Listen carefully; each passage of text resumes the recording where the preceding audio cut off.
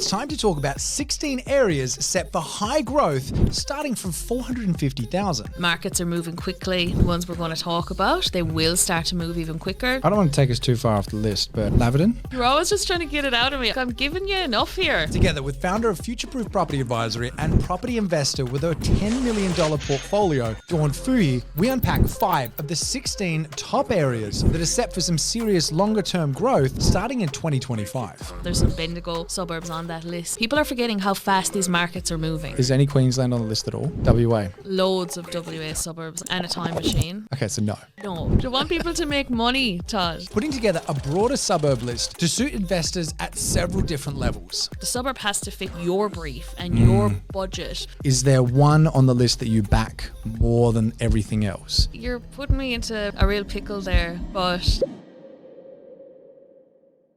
If you've been wanting to understand more about where to buy that's actually set for future growth in the 400, 500 and 600,000 category, you're going to enjoy this episode. And if you want the full list, make sure to click the link in the show notes below where you can download the full top 16 list. Right now, my name is Todd Sloan. This is the Pizza and Property Podcast. And this episode is powered by Property Strats, Future-Proof Property and InvestorKit. More about our amazing show sponsors in the show notes below. But right now, let's get straight into this episode with Dawn Fouhy. Dawn Fouhy, how you going? Todd, what's the crack? Well, we're about to talk about 16 areas in recovery phase, starting from 450 grand, which is almost impossible to find now. And I know we're not going through all 16 of them in this episode, but you're going to be pulling apart a whole bunch of locations that are in the recovery phase now that have really got the data set in a direction for some serious growth over the next few years. So if you're looking for a long-term hold, or if you're potentially looking to get cash in and sell down in a few years' time, either way, these could be some areas worth looking into in more detail. But what do you want to set the stage with before we start going through the high level of this list? I want to set the stage with what I'm seeing a lot of investors going wrong lately is that they're unfortunately delusional. Okay. I think the kids are saying Delulu now. Well, Delulu. So 500K is the new, Skibbity is the new 300K. All right. So you need to get real. You're not going to get like a waterfront property with your 500K budget. Well, you will if you're buying a flood zone. You'll be waterfront then. You need to understand the markets you're buying in. All right. So you're seeing people right now try and buy better, higher quality with a little bit more of a budget that just doesn't exist anymore. And it's more of chasing unicorns at the moment. Correct. So they may have been people that have bought in Perth or Townsville and they think those same market conditions exist now where you're going to get the 500K house with the 6% yield. Those days are done. Markets are moving quickly. The ones we're going to talk about, they will start to move even quicker. They're undersupplied with low building approvals. So I had someone ask me this the other day, actually, and they were saying, is it still possible? And blatant, fair question, but just straight to the point. They're like, I just want to know, can you actually still build a property portfolio? Yields are down, prices are up, and my like reaction to it was like, absolutely. But the way that you did it before isn't the way that you do it now. Everything always changes. And from what you're saying now, people are still wanting to build their portfolio with $300,000 purchases with yielding 6%. And it's just like, it doesn't work that way anymore. Doesn't exist. But what we have now is there's always different cycles and times in properties. So you're entering a time where rates are dropping. There's 5% first homeowner scheme. So there's other things that will come along and really supercharge that capital growth outside of just the suburb fundamentals. So I think you always just need to have that attitude of keep pushing forward as an investor and that, investing isn't a get rich overnight thing. It takes time. And if anyone does tell you that it is, walk the other way because there's something that they're selling you that they're not showing you the full picture. They are spruiking, especially if they start talking to you about depreciation and tax benefits. Oh yeah, off the plan. I'd be hanging up. Before we get into the areas, can you give us a little bit of quick fire, like top yield, top growth, cheapest entry point, just a few stats on what the list's got? For sure. So cheapest entry point, 450,000. Top yield is 5%. So don't get too excited about that. That is high now though, isn't it? Correct. Like that's 2 years ago that would have been like 5%. What are you doing? Yeah. 5% is high. The average we're seeing now is 4%. And as far as market pressure, what market's got the highest pressure on it, or what is the highest pressure point you're seeing at the moment? The market absorption is really high. So on average, a lot of these areas are getting snapped up 2 to 3 weeks in the data. But what we're seeing on the ground is it's taking one home open. So really it's a week. Correct, but like these are still areas that have not grown that much. That's why I get really excited about this, and that's why I love doing episodes like this, is to try and give people some confidence. Like maybe they've been refreshing Domain like a mad person and they're like, do I really buy here? Because it's so confusing, right? So hopefully it gives people a bit of confidence in the suburb they were looking at to go, okay, I was onto something. Well, why don't we jump into the very first area on the list then? If we're talking about where, median price, yield, market pressure, and why it's made the list. We're going to head to Ballarat. Now, everybody always paints me as some like, she only buys in Melbourne. Like, this is not true, okay? So we're talking about, I like to outperform. I'm only going to buy in areas where I can make the most amount of money now. Okay. And I like to time cycles and move markets. Okay. So this is why these areas have long-term potential, but they will also make you equity in the short term. So I really wanted to pick low risk suburbs, you know, to really just protect people as well. All right. So as far as where in Ballarat's a pretty big place as far as a regional centre. Whereabouts are we talking? Talking about Alfredton. So Alfredton. It's okay. Great name. It's one of my favourite suburbs in Ballarat. So the median price, it's not cheap. So it's like 610, but you can get houses on smaller blocks in the 500s.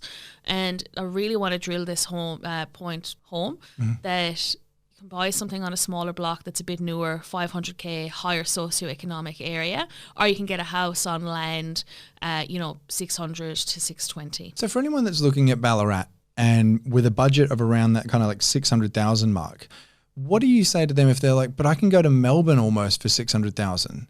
Are you looking at that and going, yes, but the pocket of Melbourne you're going to versus the pocket of Ballarat I'm talking about, like this is where the difference is? So if you're buying in a regional centre, a higher socioeconomic part of a regional centre, they will earn more a week there, the local demographic. So the propensity for the house price to grow based on their income is a lot more than you spending, a 600k in a lower socioeconomic area in Melbourne. Dawn, I actually want you to double down on that because I think you're making a very good point that is so easy to actually gloss over.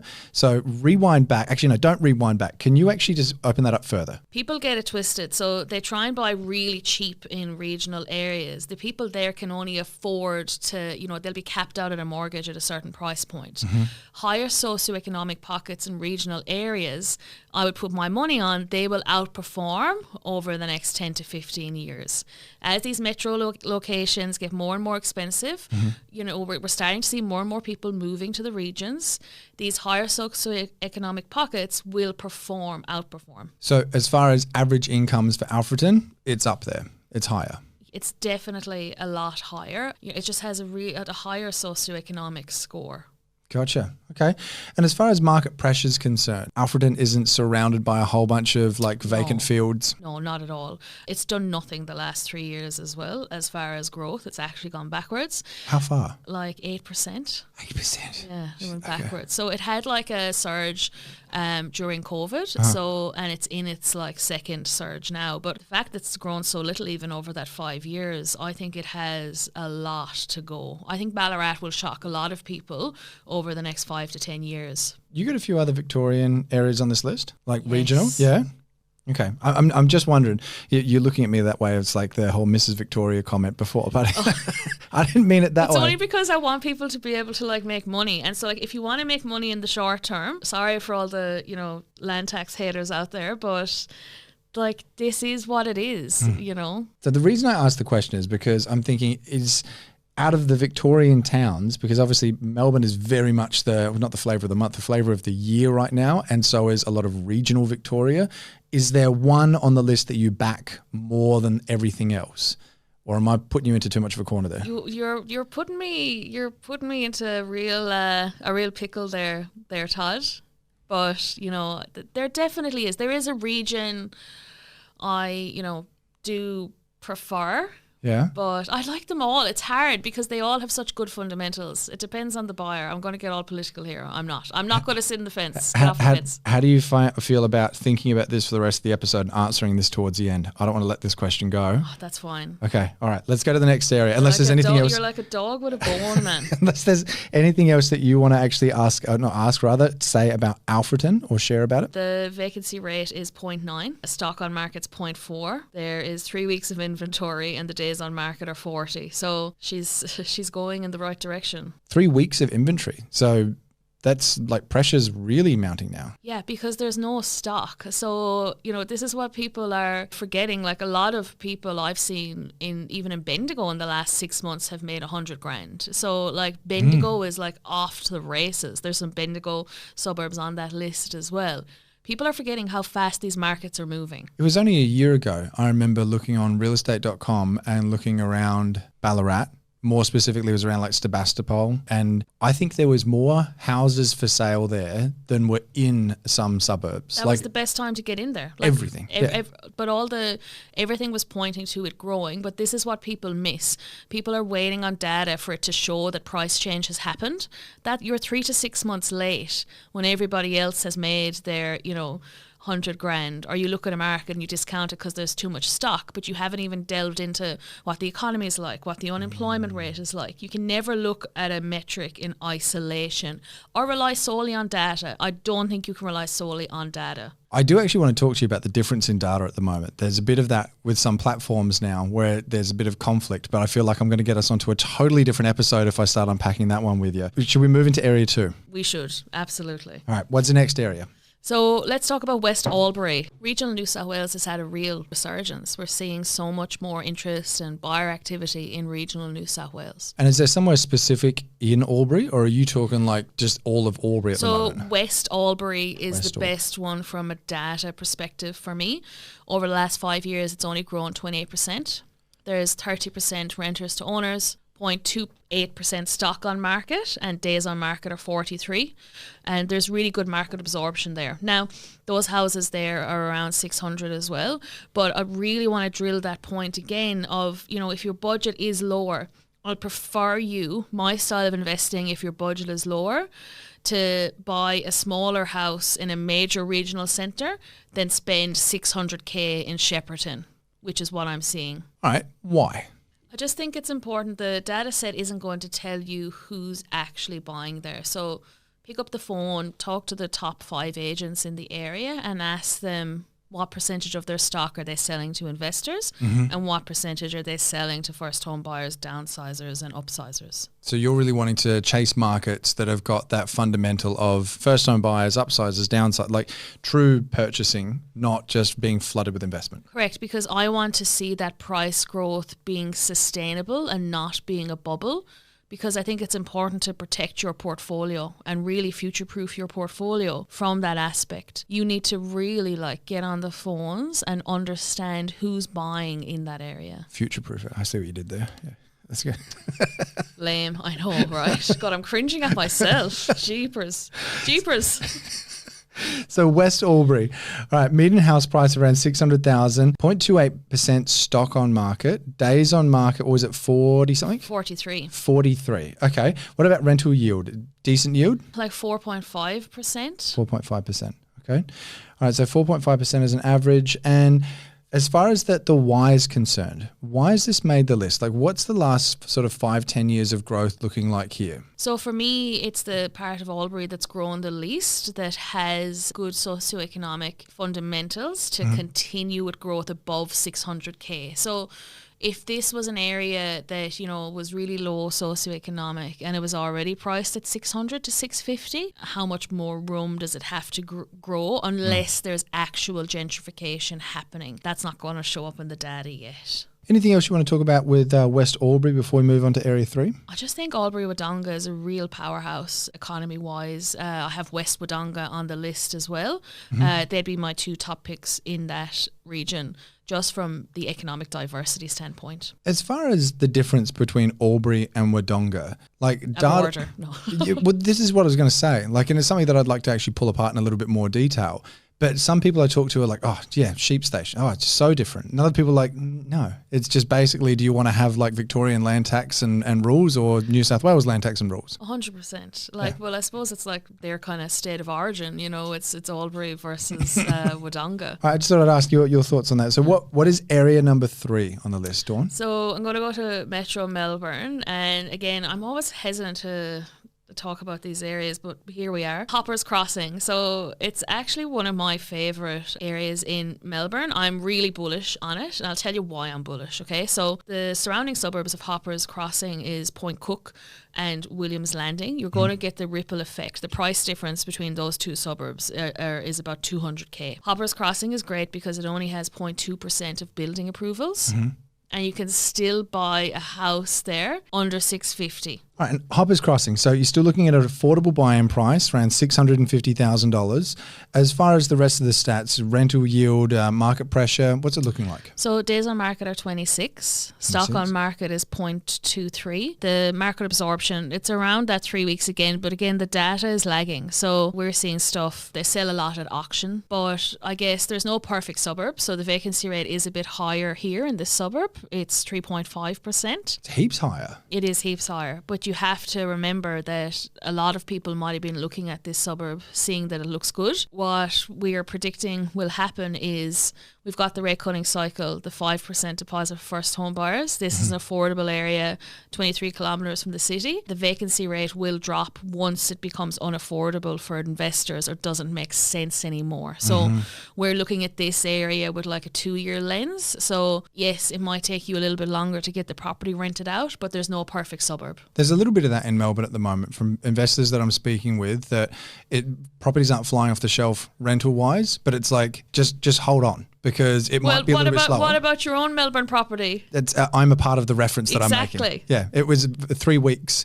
And I remember just saying to the PM, it's like, aren't we in a housing crisis? Did you have to drop your rent? I did, but it was too high to begin with. And I should have actually gone with my gut with that. Exactly. Like you and I actually spoke about this during it. Yeah. And I remember you were like, Todd, go with your gut. Too high. Way too high. And I don't personally. And that's why it sat there. Yes. Yeah.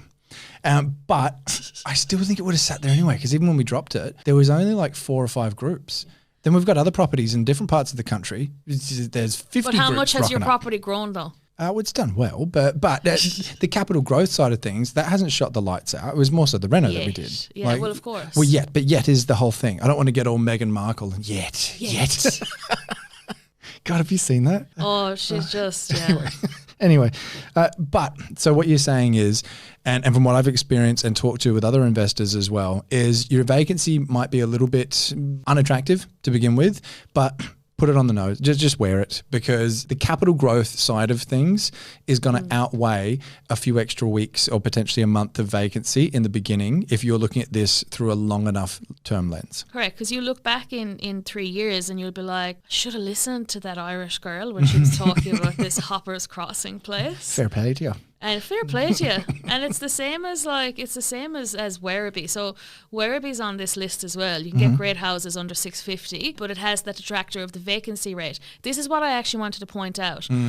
I'm seeing people make a lot of mistakes in Werribee. Do not buy in the bird streets in Werribee. People do not want to live in the bird streets. Anything with a bird name, Gannet, Rosella. Like, so weird. Murray Bridge is exactly the same. They call it the bird cage. No, yeah, they call Werribee the bird cage as well. Like, locals do not want to live there or buy there. Like, please don't do it. Please don't buy on the outer fringes of Werribee. That's where all the supply is coming in Wyndham Vale. It's a suburb of 50,000 people. Buy in Werribee in the established areas near transport links. That's where you'll outperform. Remember, you want to outperform, not just buy a property. I don't want to take us too far off the list, but... Yeah, sorry, that's on the list. Well, Laverton? Yeah, I like that as well, yeah. Yeah, it's not on the list, but it's like maybe. Yeah, it is. It's quite good. I've just been looking at it lately, just thinking there's something there. Oh, have you? Good on you, I'm sure. Yeah. I'm just going to pretend I'm Stevie Wonder when you're talking about what you've been looking at. You're always just trying to get it out of me. I'm giving you enough here. Oh yeah, there is 16. All right, I'll stop. I'm only joking. Hoppers Crossing. And we haven't talked about rental yield, but I'm going to go and take a wild stab in the dark and say like 4.1%. 10%. What's the rental yield for it? 4%. 4%. There we go. Okay, so 4% yield. You got 650 roughly as a purchase price. 26 days on market. Stock on market's 0.23. But so go back to that again. Yeah. 650K for a house in Melbourne. And how many Ks away is 23. Hoppers? 23. Yeah. And I know the distance for you, that's something that you don't really look at exactly the same kind of way. No.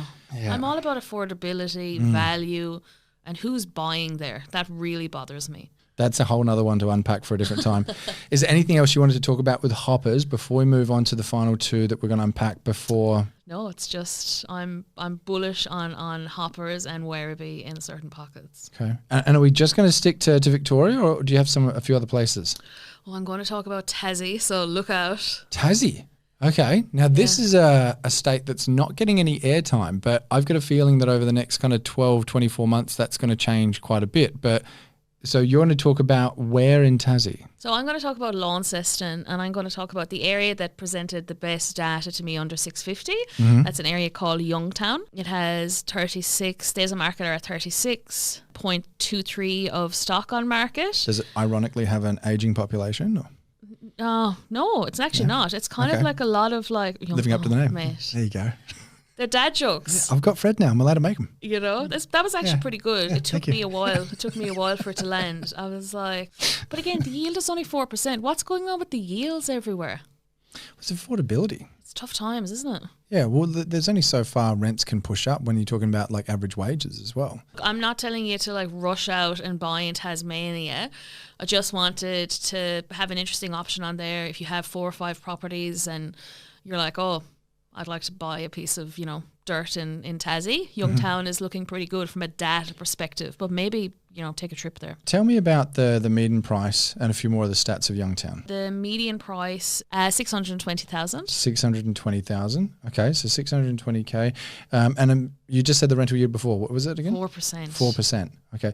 Is that a bit lower for Tassie? Because I thought one of the attractive things with Tassie at the moment was getting a 5 is actually a bit more doable. Yeah, like it is, but that was in places like Devonport. So Devonport actually came up as well, and that's a very viable option if you have a budget under 500,000.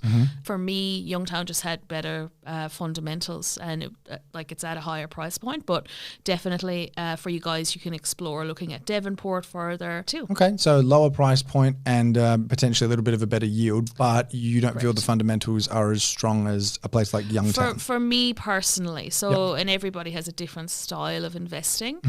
Our style is, just low risk and timing markets. So, but the thing that I still don't really follow with Tassie is didn't it have that like massive boom from like 2017 to like 2020? Every year it was like, okay, Tassie's done, and then it would go again. Okay, Tassie's done, it would go again. It just kept going.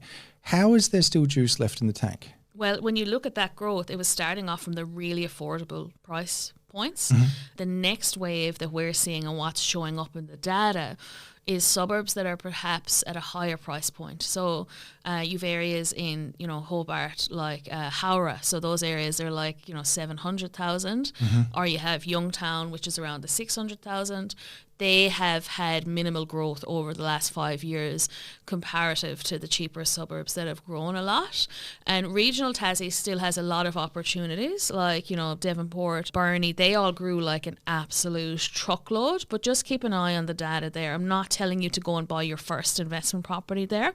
I wouldn't. It's more so if you want to have exposure to a different market, you want to be counter-cyclical, and you want to get in early. Early really is the word that needs to be underlined here, isn't it? Yeah. Like I can't see this really kicking until 2027. Stranger things have happened. Like, look at Darwin. That's another discussion, but yeah.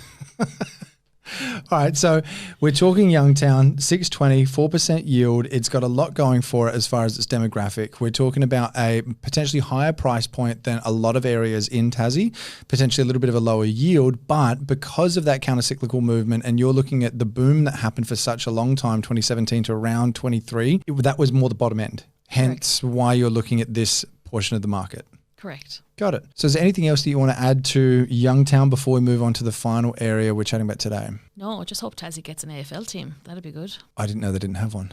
Yeah, they don't. Oh, okay. There you go. Well, yes. See, you're spoken like a true mainlander, as they'd call you. I don't know. I just don't follow the footy. Anyway, don't you? Nah, I never have. Always been to skydiving and skateboarding. Different topics. Peter Pan. Yeah. Area number 5. What state are we in? We are in Victoria. Victoria again. So remember, these are recovery phase suburbs. So someone who wants equity, within the next 12 months, areas with strong prospects. So I've got to ask, is there any Queensland? You don't have to say the suburb. Is there any Queensland on the list at all? no, because if you look at everywhere in Queensland, it has had so much growth over the last 5 years.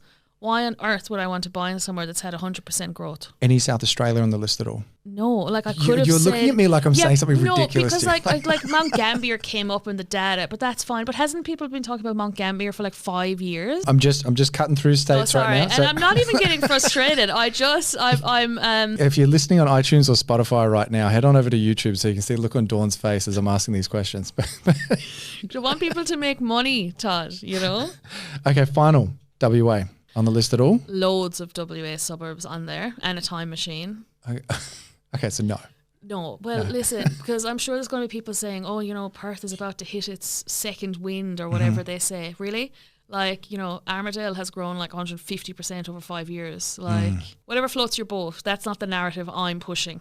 I'm just pushing like what the facts are. So what's the lucky last area that we're going through today in Victoria? So I was trying to find like the one that actually like is you can get a house for 450k, and it is Sebastopol. So if you're buying a house in Ballarat, if you're buying a house for 450k, there's not going to be Rolls Royces in the driveway.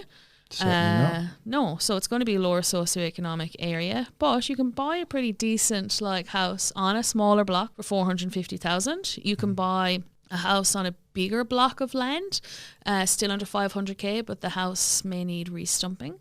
So it all depends on your risk appetite. I know a few people that have bought in Sebastopol not long ago and already sort of done well in that shorter term, but you're still looking at this from a long-term lens of this has still got a lot more to go. A hell of a lot more to go. I think that Ballarat is going to do very well over the next 5 years. Its unemployment rate is only 3.4%. It's lower than Victoria's state average of 4.6%. Very diverse industries out there, big healthcare focus. And the population increase. So I had looked up by 2046, they're predicting, in the next 20 years, the population is going to increase by 50%. 50%? Yeah, they're predicting it's currently 120% or 120,000 people live there. So they're predicting it's going to grow by 50%. That's massive.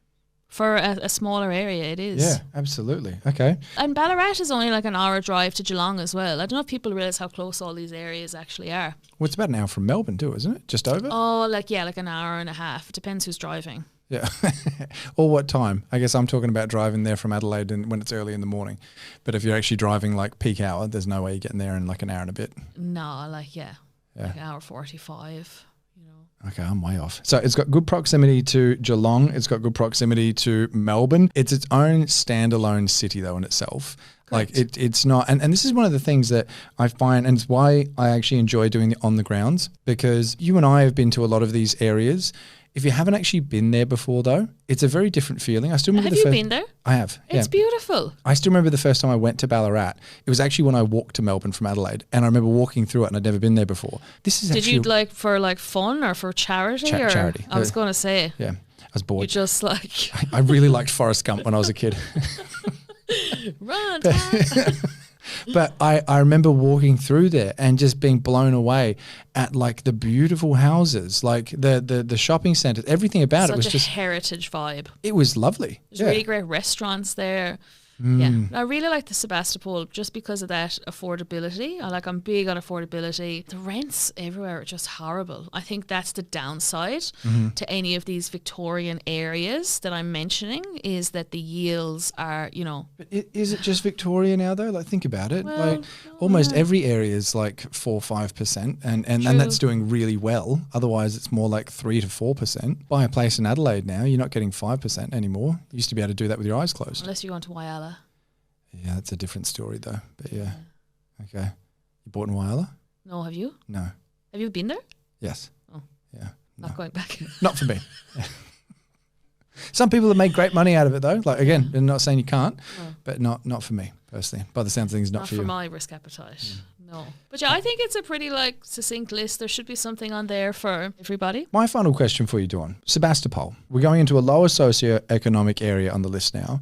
After everything that you've been saying about, A rising tide lifts all ships, yes, but you really want to be in that area that's got stronger incomes, so it's not just investors sort of propping the market up. Why is Sebastopol an exception to the rule? Because well, there's not one suburb for everybody, right? So if you have a lower budget, if you're buying under 500k, you're going to be buying in a low socioeconomic area. So it can't just all be, you know, like everybody who has 600k. I'm not saying that lower socioeconomic areas don't grow, not at all. There's always exceptions to the rule. I'm just saying that there's not one suburb for everybody. Your budget will dictate your brief. For a lower budget under 500, Sebastopol is a great option. Good. Yes, ma'am. You got me fired up there, Todd. So yeah, so that's the important thing. You can't just like, it's really bad to see if people are just buying en masse in a suburb because they heard someone say it. It's like the suburb has to fit your brief and your budget. Like not every suburb on this list is going to be suitable for everybody because, you know, if you're a first time investor, why would you be, you know, Metro Melbourne, you're out of pocket so much. All right, so our 5 areas on the list, we're looking at Alfredton and Ballarat, we're looking at West Albury, we're looking at Hoppers Crossing, Youngtown in Tassie, and Sebastopol in Ballarat. So we've got 1 Tassie, 1 New South Wales, and 3 Victorian areas that we've gone through today. There's no Queensland. If you want to download the whole list below, there's no Queensland, there's no South Australia, and there's no WA on the list because you're looking at this as areas that are really set for growth over those next few years. And one of the keys for doing that is being the early adopter, being the person that's not afraid to go, you know what, I can see that it hasn't really been happening, but it's about to. Everything's pointing towards go. These are my Goldilocks suburbs, okay? Goldilocks, I like it. They're not too hot, they're not too cold, they're just right. Well, on that note, how about you and I go get some porridge or maybe some sushi or something? Some gruel. All right, is there any final words of wisdom or anything you want to leave everyone with today there, Dawn? No, just happy hunting and just get after it. Love it. Dawn Fouhy from Future Proof, thank you so much for jumping on the show. Thanks, Todd.